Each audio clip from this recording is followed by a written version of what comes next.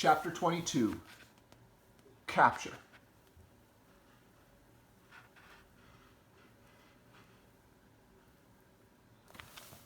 The BFG had made thousands of journeys to and from Giant Country over the years, but he had never in his life made one quite like this, with 9 huge helicopters roaring along just over his head.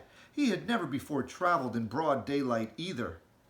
He hadn't dared to, but this was different.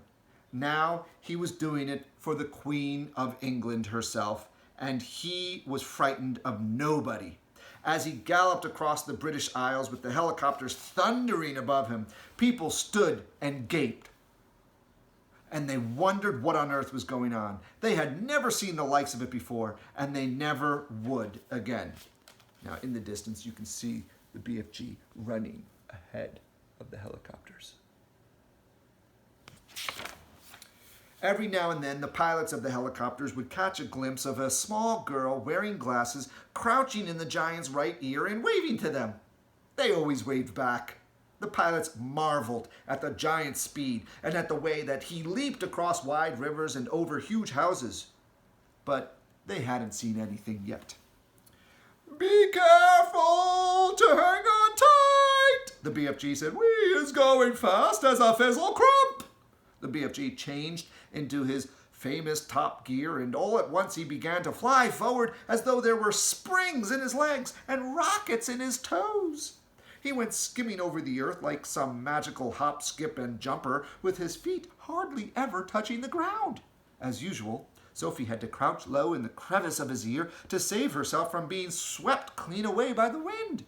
The 9 pilots in their helicopters suddenly realized that they were being left behind. The giant was streaking ahead. They opened their throttles. They opened them to full speed, and even then they were only just able to keep up. In the leading machine, the head of the Air Force was sitting beside the pilot. He had a world atlas on his knees, and he kept staring first at the atlas and then at the ground below, trying to figure out where they were going. An atlas is like a map. Frantically, the head of the Air Force turned the pages of the atlas. "Where the devil are we going?" he cried. "I haven't the foggiest idea," the pilot answered. "The Queen's orders were to follow the giant, and that's exactly what I'm doing, sir." The pilot was a young Air Force officer with a bushy mustache. He was very proud of his mustache. He was also quite fearless, and he loved the adventure. He thought this was a super adventure.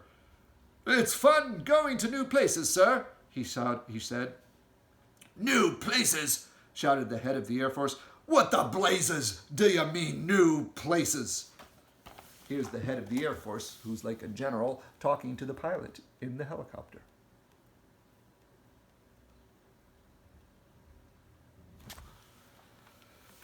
"What the blazes do you mean, new places?"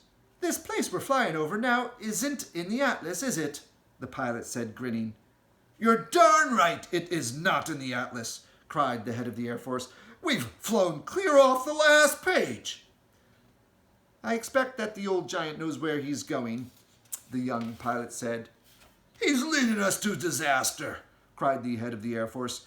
He was shaking with fear, and in the seat behind him sat the head of the army, and he was even more terrified. "You don't mean to tell me we've gone right out of the atlas, do you?" he cried, leaning forward to look.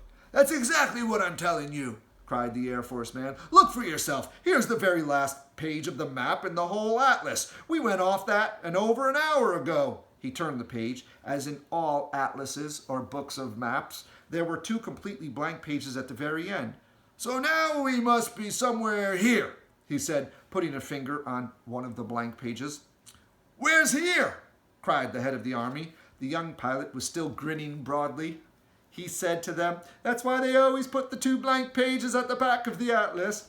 They're for new countries. You're meant to fill them in yourself." The head of the Air Force glanced down at the ground below. "Just look at this godforsaken desert," he cried. "All the trees are dead, and all the rocks are blue." "The giant has stopped, sir," the young pilot said. "He's waving us down." The pilots throttled back the engines, and all 9 helicopters landed safely on the great yellow wasteland. Then each of them lowered a ramp from its belly of the helicopter. 9 jeeps, one from each helicopter, were driven down the ramps. Each jeep contained 6 soldiers and a vast quantity of thick rope and heavy chains. "I don't see any giants," the head of the army said. "The giants is all just out of sight over there," the BFG told him. "But if you is taking these sloshbuckling noisy belly poppers any closer, all the giants is waking up at once, and then, whoop, pop goes the weasel." "So you want us to proceed by jeep?" the head of the army said. "Yes," the BFG said, "but you must all be very hushy quiet. No roaring of motors, no shouting, no mucking about, no piggery jokery." The BFG, with Sophie still in his ear, trotted forward, and the jeeps followed close behind. Suddenly, the most dreadful, rumbling noise was heard by everyone. The head of the army went pea-green in the face.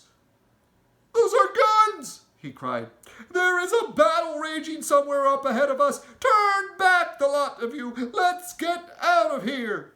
"Oh, pigs piffle," the PFG said. "All those noises is not guns." "Of course they're guns," shouted the head of the army. "I am a military man, and I know a gun when I hear one. Turn back."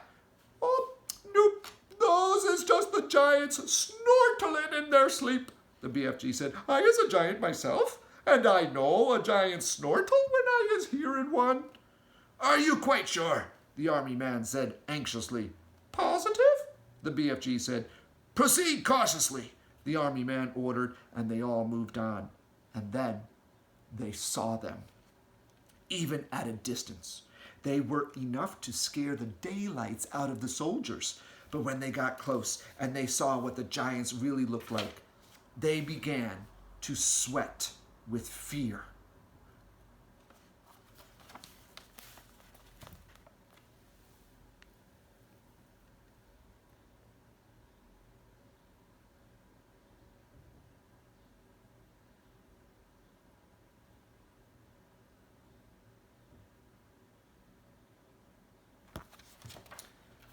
Nine fearsome, ugly, half-naked, 50-feet-long brutes lay sprawled over the ground in various grotesque attitudes of sleep, and the sound of their snoring was indeed like gunfire in a battle.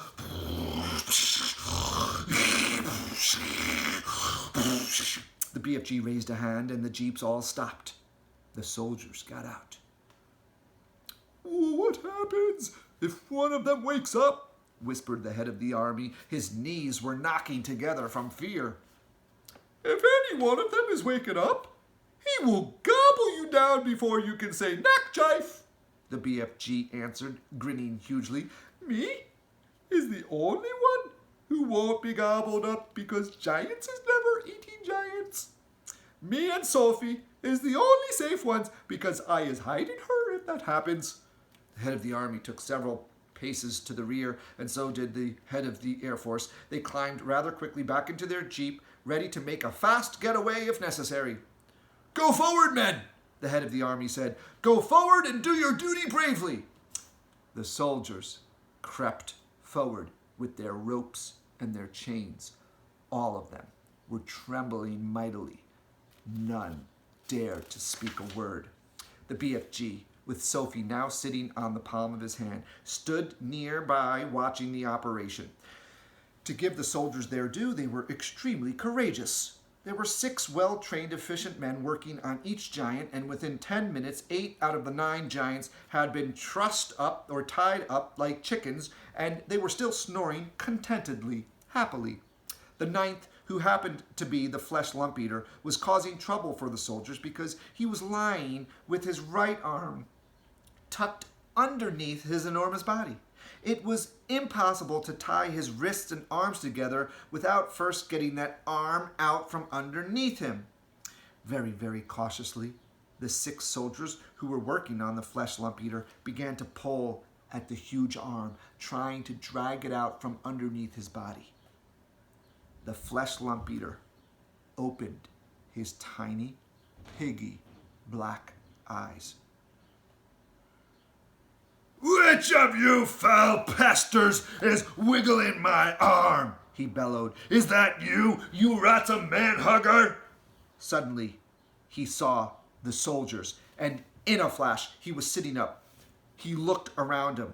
He saw more soldiers, and with a roar, he leaped to his feet. The soldiers, petrified with fear, froze where they were. They had no weapons with them. The head of the army put his jeep into reverse and started going backwards. "Human beings!" the flesh lump eater yelled. "What is all you flesh-bunkin' rots of half-baked beans doing in our country?" He made a grab at a soldier and swept him up in his hand. "I is having early suppers today," he shouted, holding the poor, squirming soldier at arm's length and roaring with laughter. "Ha ha ha ha ha ha!" Sophie, standing on the palm of the BFG's hand, was watching with horror. She was horror-struck. "Do something!" she cried. "Quick, before he eats him!" "I'll put the human being down!" the BFG shouted. The flesh lump eater turned and stared at the BFG. "What is you doing here with all those grotty twiglets?" he bellowed. "You is making me very suspicious." The BFG made a rush at the flesh lump eater, but the colossal 54-foot-high giant simply knocked him over with a flick of his free arm. And at the same time, Sophie fell off the BFG's palm onto the ground. Her mind was racing. She must do something. She must. She remembered the sapphire brooch the queen had pinned to her chest, and quickly she took the brooch off. "I is guzzling you nice and slow," the flesh lump eater was saying to the soldier in his hand. "Then I is guzzling 10 or 20 more of you midgy little maggots down there. You is not getting away from me because I is galloping 50 times faster than you." Sophie ran up behind the flesh lump eater. She was holding the brooch, which is like a pin with a pointy part. It was between her fingers, and when she was right up close to the great necked hairy legs, she rammed the 3-inch long pin of the brooch as hard as she could into the flesh lump eater's right ankle.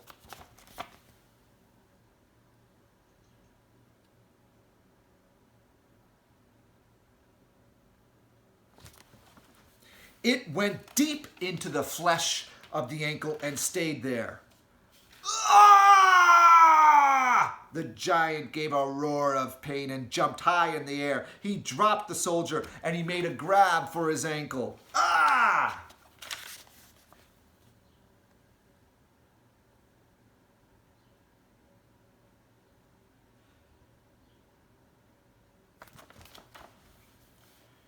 The BFG, knowing what a coward the flesh lump eater was, saw his chance.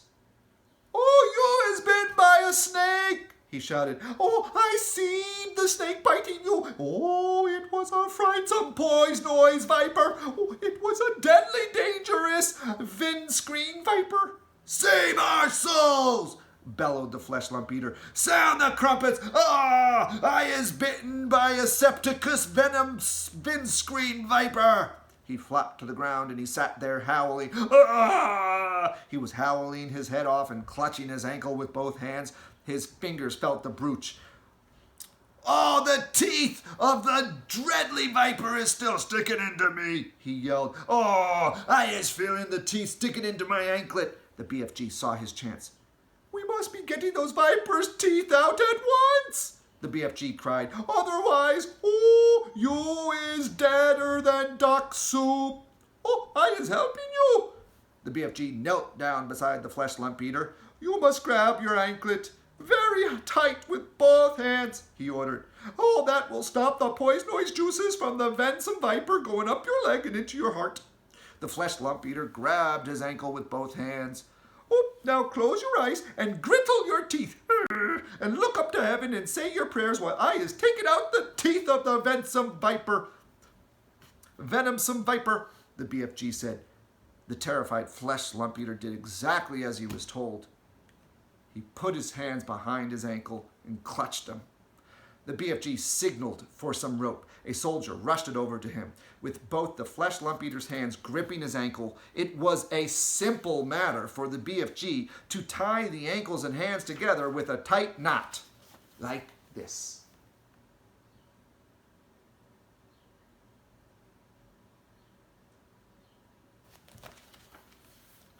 "I is pulling out the frightsome viper's teeth," the BFG said as he pulled the knot tight.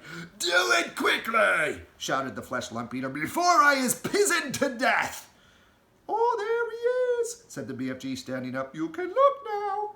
When the flesh lump eater saw that he was trussed up like a turkey, he gave a yell so loud. "Ah!" His yell was so loud that the heavens trembled. He rolled, and he wriggled, he fought and he figgled, he squirmed and he squiggled, but there was not a thing he could do. "Well done, you!" cried Sophie. "Well done, you!" said the BFG, smiling down at the little girl. "You is saving all of our lives." "Will you please get that brooch back for me?" Sophie said. "It belongs to the Queen." The BFG pulled the beautiful brooch out of the flesh lump eater's ankle. The flesh lump eater howled. "Ah!" The BFG wiped the pin and handed it back to Sophie. Curiously, not one of the other 8 snoring giants had woken up during this schmozzle. "When you was only sleeping 1 or 2 hours a day, you was sleeping extra doubly deep," the BFG explained. The head of the Army and the Air Force drove forward once again in their jeep. "Her Majesty will be very pleased with me," the head of the Army said. "I shall probably get a medal. What's the next move?"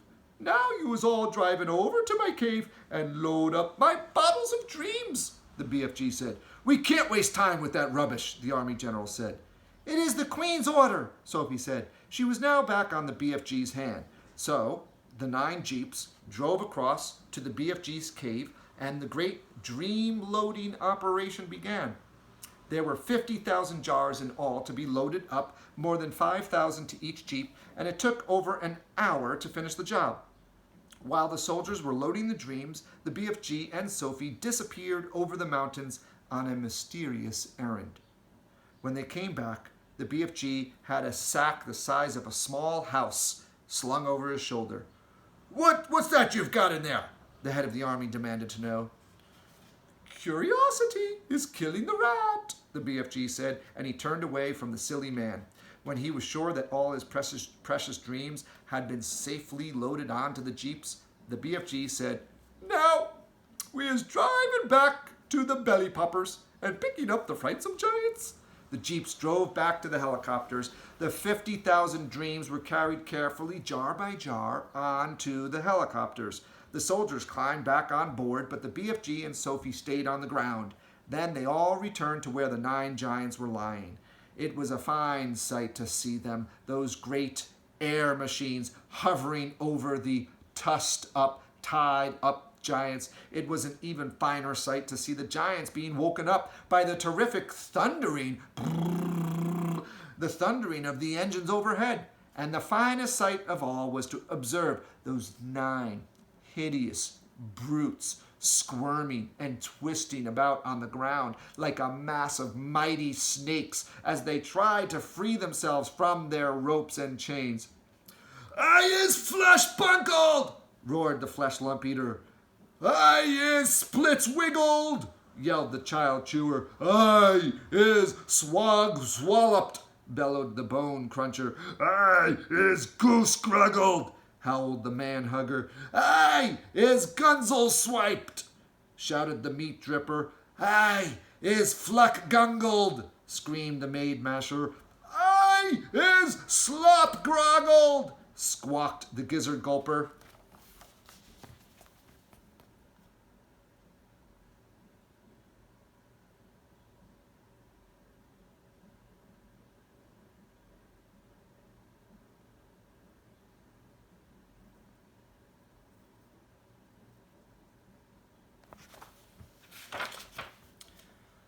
"I is crod squinkled!" yelled the blood botter. "I is bop muggered!" screeched the butcher boy. The 9 giant carrion helicopters each chose a separate giant, and hovered directly over him.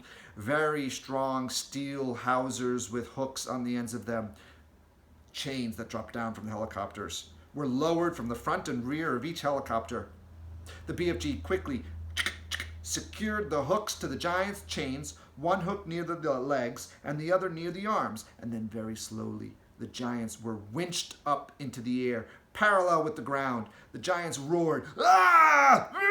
and they bellowed, but there was nothing they could do. The BFG, with Sophie once more resting comfortably in his ear, set off at a gallop for England. The helicopters all banked around and followed after him. It was an amazing spectacle. Those 9 helicopters winging through the sky, each with a trussed-up 50-foot-long giant slung underneath it.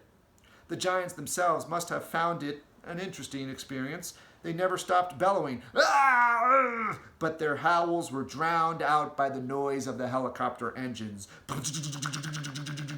When it began to get dark, the helicopters switched on powerful searchlights, and they trained them onto the galloping giant so as to keep him in sight. They were following the BFG, and they flew right through the night and arrived in England just as dawn was breaking and the day was beginning.